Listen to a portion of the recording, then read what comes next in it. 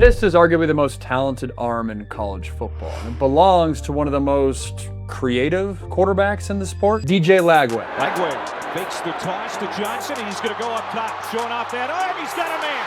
The #1 quarterback in the country in the class of 2024, a true freshman starter in the SEC just 2 years ago. So why did the new staff at Florida let him leave? Why is the dude a Baylor Bear in 2026? Well, because despite being dubbed SEC ready after just his first spring game, and despite heading into last season as a projected top 5 quarterback by nearly every media outlet, DJ Lagway is still a P word. Now don't go there yet on me. Get your mind out of the gutter. The P word is project. Project is what media calls quarterbacks they once hyped up but haven't yet performed. Because we're never wrong. Somebody just hasn't completed the project yet. No quarterback heading into this season has had their stock drop more than DJ Lagway over the last 12 months. That has me intrigued. It also has me intrigued the guy that it's his job to complete the project, Jake Spavital. Spavital spent his entire career around big-armed, ultra-creative, inconsistent quarterbacks. He was in the room for Johnny Manziel at Texas A&M. He ran offenses at West Virginia and Houston that thrived on improvising and explosive plays. Fun side note, and I've referenced this story before, he was the OC that I chatted with 5 seconds before meeting a young Fernando Mendoza at Cal before his first start. It really hasn't been that long since Waco, Texas has had a Heisman winner. The real question is, how big is the gap between what Lagway is right now and what he could become? How difficult is this project? To answer that, we go back to the Florida LSU film from last year. A game that contains pretty much the entire DJ Lagway experience. The freak arm, the creative scrambling, and the kind of mistakes that Spavital has spent his entire career fixing. Let's get into it. The headline trait for DJ Lagway is his arm. When it's rolling, it is special. It's a thing of beauty. Right here, we got a little corner route in the red zone on the road.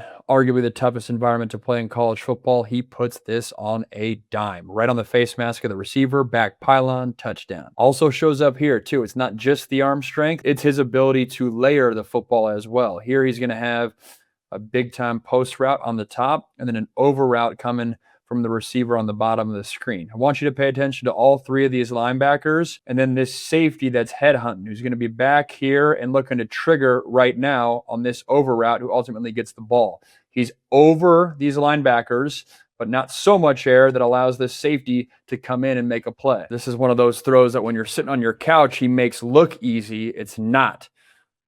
He's been getting hit, layers that football. If he's late at all, that's an incomplete pass. Happens again, exact same concept. Florida's just doctoring it up in a different way. Here he's got a post to the top of the screen, and then he's got one little under route here, and then an over route coming up top. He's going to hit this over route. This time I want you to pay attention to 3 different defenders. This corner who's going to run with this post and then come off. This linebacker who's dropping underneath the whole time. And then this safety who's going to come back and also clamping down on that green circle. I'm going to pause this right when he's about to throw. He's pulled the trigger right now. Look at defender 1, 2, 3. Yet he's going to put it right in this little crevice, allowing his guy to make a play. This is arm talent front and center.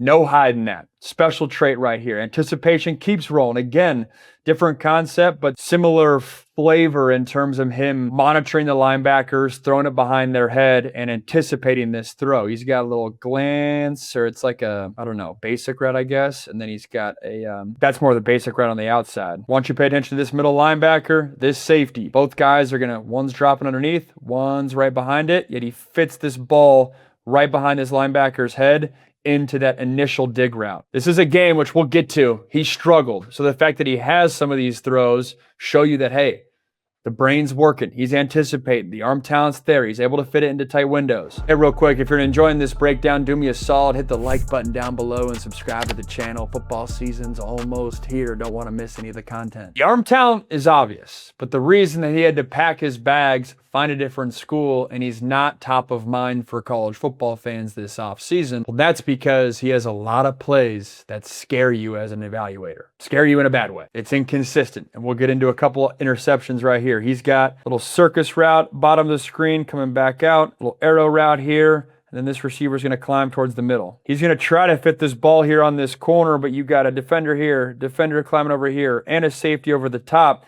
This can't be a level 2 ball where you're putting air on it. This has to be driven into a tight window if this has any shot at being a completion. The big problem I have with this is I think there's a window here for this ball to come open. And if you don't like either of those big boy throws, well, then come down to the hitch, get your 5 yards, and move on. These are the types of plays that are most concerning because you don't have to force it there. Other guys are open. Oh, by the way, if you would have got, goes from 1 progression, 2, 3, 4, all the way back to the other side, this running back is open with miles. So there's no reason to force this ball in there. That's what Jake Spavital's got to root out of DJ Lagway. Happens again here. He pre-plays the play. First possession of the game. Funny enough, if you watched the CJ Carr breakdown that I released last week, it's the exact same concept and the exact same mistake. He's got an outside receiver coming in for a curl route. He's open all day long. He's got the slot receiver going a little wheel route. Both the linebacker and the corner go with the wheel route. Hit this little curl all day long. Don't pre-play it. Trust your eyes.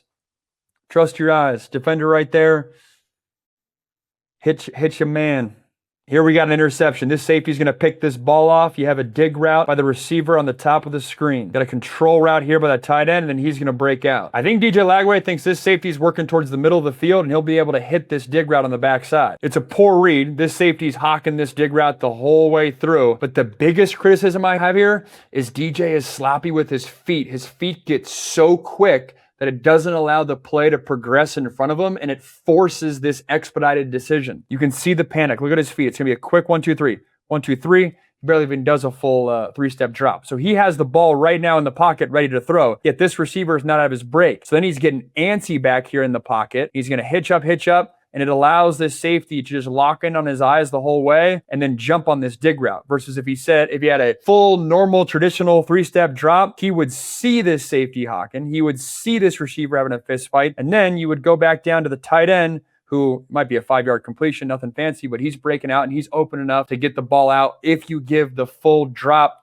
to let the play progress, let the play breathe. Instead, he panics, rushes the decision, safety jumps it. That's incredibly easy. Here, same thing. He gets real quick with his drop again. Little things that Jake Spavital is going to try to simplify for DJ. Let him be an elite athlete and an elite thrower of the football. But when his feet don't align with the progression down here, which is a curl route and a hitch route, he gets out of his drop so quickly on this.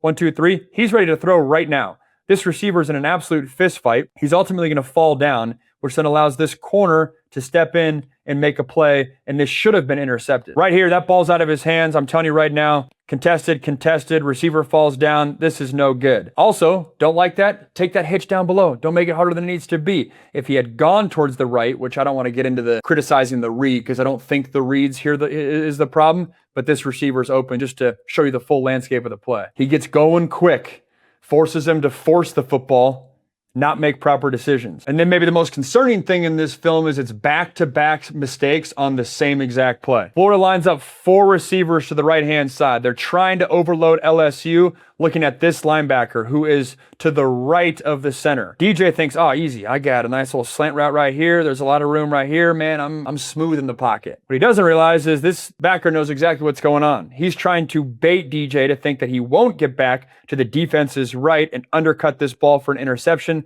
That's exactly what happens. Again, it's DJ pre-playing the play and also getting fooled by, hey, this looks like just a 1-high free safety look. I like a slant versus 1-high. I'm good with that. But instead, LSU starts in 1-high and then moves to 2-high. We hate slants versus 2-high. Why? Because that means you have a corner squatted here. You have a linebacker who's going to hit in this hook curl. So I'm scribbling all over the place. That's just not happening here. Instead, go to the right. We like the right side versus 2-high. This is DJ not reading the defense, and it's pre-playing the play. And I think I spoiled this earlier, but this ends up being an interception picked, and I think it's a house call as well. Pick 6. In that very same quarter, not that much longer in the game away. I told you, it's the exact same thing. You got a slant here. You got 4 receivers to the top of the screen. You got a linebacker tucked in here. Yet DJ's still going to try to hit this slant back door. Again, it looks like 1-high. It's not. It's going 2-high. And again, versus 2-high,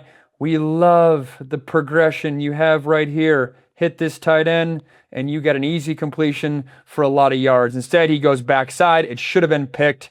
I didn't look up how many interceptions he had in this game, but he had a lot. This should have been another one. LSU misses an opportunity there. And then last but not least, again, when you start making mistakes, to me, you can feel the quarterback start to press, but also not trust his play caller and feel like he needs to do it all himself. The biggest thing I would be doing if I was Jake Spavital would be to instill a point guard mentality into DJ Lagway. Just distribute the football. You do not need to be Superman. Here's what I'm talking about. You got an outside guy who's got basically a hitch here, a takeoff, and a flood route. DJ is going to get pressure and he's going to sprint up and try to run for it. But this whole time, this receiver is wide open. There's not a defender within 8 yards of him. I know you're getting pressure, but just step up, deliver the throw on the outside, get an easy completion, and move on.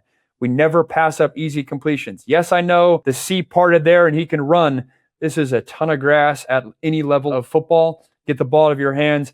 These missed completions don't put pressure on the defense and put more pressure on yourself to execute at a high clip. So it's easy to see the arm talent of DJ Lagway. It's easy to see what needs to be fixed. Jake Spavital needs to slow him down, allow him to trust his reads more, and don't force the football. But what has to have you so excited if you're Jake Spavital is the creativity and playmaking ability that DJ Lagway can bring to the park. Even with the mistakes, even with the flaws at times, right here is a big boy throw where he's going to get pressure to his right. He leaks out to his right, and he's able to fit a nice little hole shot in there in the delay screen and go to his tight end. This is the type of play that a lot of quarterbacks are dead in the water here. His mobility, off-platform throws, and arm strength allow him to come up with a little completion there. Doesn't look like much. That's a big-time play. Here again, offensive line not necessarily helping him out. He's getting pressure from his left. He's able to take a drop, step up in this pocket, and on the run, deliver a nice curl route right there in the window, making a play. Things ain't perfect. Pocket's messy. It's all good. You got the athleticism and the arm strength to make the defense pay. Boom. This next play, I'm just going to play it because it's his mobility. I don't need to telestrate it, but he's navigating the pocket, able to pick up some yards. Mobility there, a little Cam Newton-esque maybe. He doesn't got the quick twitch of RG3, but speed-wise, he might be in the Cam Newton classification there. And then here, I wanted to show this one because it doesn't look like much, but if I'm Jake Spavital, I am seeing a quarterback that has the ability to process at a high level. Yes, I know I showed you a bunch of clips of him not doing it, but here, again, after a game in which he struggled on the road, Death Valley, he recognizes a corner cat blitz with this corner blitzing, and he's able to have a hot hitch alert from this right side. This is a pretty good disguise by LSU. Doesn't necessarily scream corner cat blitz. He also has to take his eyes down to this play fake. So there's a lot he has to monitor, yet he sniffs out this corner blitzing, makes him pay, hits the hitch right on the bottom of the screen. This is a defensive coordinator's nightmare because it doesn't allow you to blitz as aggressively as you would like. Easy throw and catch, but you're making the defense pay. DJ Lagway has the chops to be elite. It's just the consistency he's got to fix. If you think you're worth top dollar as an offensive coordinator, which I'm sure Jake Spavital does, you love a project like DJ Lagway because the top end traits are there. And as a coach, you trust in your ability to teach out the flaws that we saw with DJ in that LSU tape. As a former 5-star quarterback myself that had to pop around to a couple schools, I'm always rooting for big time guys that are on the rebound. The redemption tour. Maybe DJ Lagway, who thought that he was gonna win Heisman trophies in the swamp, maybe he can lead a surprise Big 12 run for the Baylor Bears. If you stuck around this far for the breakdown, you're the type of college football fan I'm trying to speak to. Let me know what you think. Can Spavital make this a successful project? Almost every great college quarterback hits a moment where it could go either way. The right coach, the right system, the right year, that moment is exactly where DJ Lagway is at right now. Lagway's got the arm, Baylor's got the precedent, Spavital's got the resume. The ultimate project is in the perfect lab, and I'll be watching every snap.